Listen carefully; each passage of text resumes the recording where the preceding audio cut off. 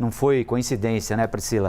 Eu já sabia que você estava chegando para falar para a gente de algo que estava pairando no ar, uma possibilidade que estava pairando no ar e foi concretizada agora, né? A Rússia tinha prometido que, muito bem, o Ocidente vai nos impor restrições, nós começaremos a impor restrições também a outros países. 2 integrantes da OTAN, por exemplo, né? A Gazprom, que é a grande estatal russa de energia, uma das maiores do mundo, parou de mandar gás natural para 2 países da União Europeia, a Bulgária e a Polônia. Segundo a Rússia, esses 2 países não estão pagando pelo gás em rublos, que é a moeda russa.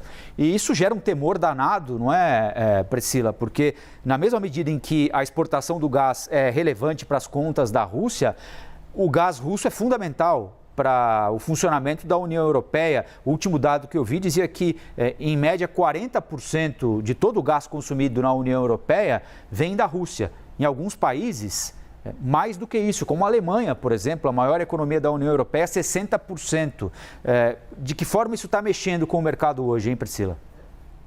Colombo, esse era um dos maiores temores desde o início da guerra, até antes, né, da invasão russa à Ucrânia. Se falava justamente dessa dependência energética da Europa com a Rússia, né? Principalmente esses países que você citou, a Alemanha tem uma dependência muito grande, então esses preços de energia já vinham subindo no mundo, já existia uma crise de energia que era muito falada, a gente falou muito aqui sobre essa crise de energia no mundo, com o inverno no hemisfério norte, pressionando muitos preços já no ano passado.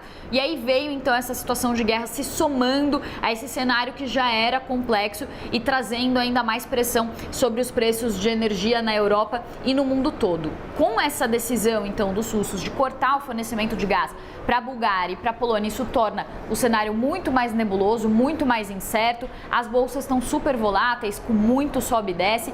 Ontem chegaram a cair mais de 4%, alguns índices no mercado americano, índices europeus também caíram. Hoje já estão subindo um pouco, porque é normal uma certa correção depois de fortes quedas. A Microsoft e a Visa também divulgaram resultados e esses resultados vieram mais positivos do que era esperado, então isso deu uma certa animada, mas essa interrupção no fornecimento de gás foi vista como a medida mais dura de resposta da Rússia até agora às sanções que foram impostas pelo Ocidente. Esse é um dos grandes temores do mercado e o preço do gás na Europa já está reagindo, chega a subir 24%.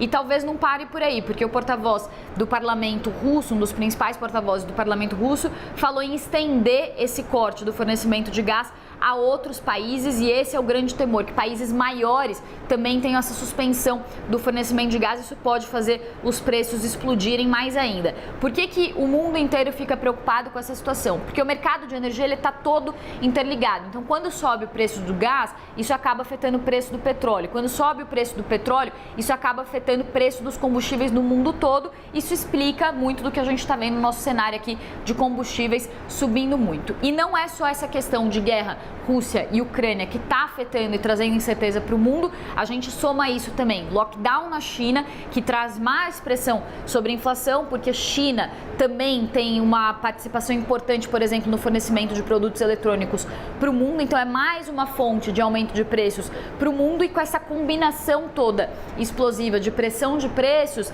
alguns bancos já começam a fazer previsões bem pessimistas para a economia global, e ontem chamou muita atenção e assustou o mercado todo um relatório que foi divulgado pelo Deutsche Bank, que é um banco alemão muito respeitado no mundo, que falou que os Estados Unidos correm o risco de entrar numa recessão profunda e falou sobre juros chegando nos Estados Unidos a 5% ou 6%. Colombo, não se falava de juros nos Estados Unidos passando de 2% durante um bom tempo. Estava se falando sobre juros subindo talvez a 3%, 4% para conter essa inflação. Então esse banco falou de juros a 5%, 6%, é algo muito alto.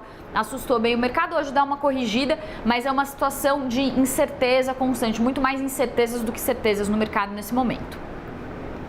Vai nos ajudando a acompanhar tudo isso aqui no Novo Dia, na programação da CNN, no Money a partir das 6h15 da manhã e no podcast também no nosso site e nos principais agregadores de áudio. Até daqui a pouquinho, Priscila.